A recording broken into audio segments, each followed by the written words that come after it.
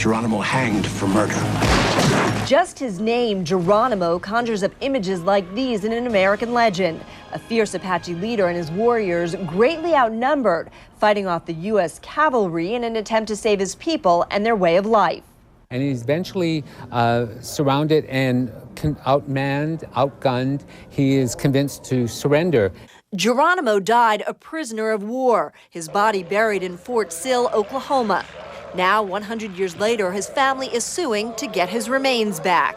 After a while, you know, it hurts you inside. Herlin Geronimo is the warrior's great-grandson. He and other descendants are suing Yale University and the secret society known as the Order of Skull and Bones, claiming Geronimo's skull was stolen back in 1918 by Yale students, members of the secret order.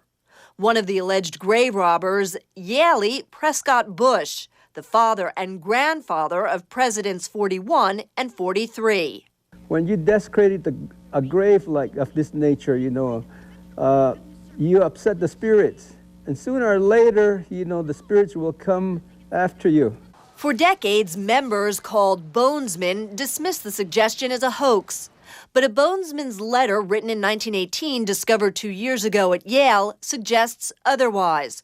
Quote, "The skull of the worthy Geronimo the Terrible exhumed. Now, safe inside, the T. T is believed short for the tomb, the bonesman's private club." I spoke with several bonesmen who told me that inside the tomb there's a glass display case containing a skull, and the bonesmen have always called it Geronimo. Author Alexandra Robbins wrote a book on the secret order. If it is found that Geronimo's skull is really in there, that's a crime. Geronimo's descendants have also sued President Obama and Secretary of Defense Robert Gates, hoping to recover Geronimo's remains at Fort Sill.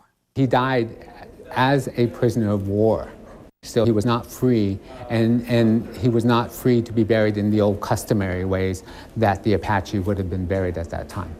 Geronimo's great-grandson says he's willing to take a DNA test. He and his family want Yale University and Skull and Bones members to tell what they know. We attempted to reach Skull and Bones, but no one returned calls. Yale says the university does not have Geronimo's remains and that it does not speak for the secret society. Deborah Fayrick, CNN, New York. Well, I'm telling you, maybe even talking about Geronimo's skull creates problems. Oh, there it is. We finally got him back now. The live pictures coming to us from beautiful New Orleans, Louisiana. People out in force to celebrate Mardi Gras, or Fat Tuesday.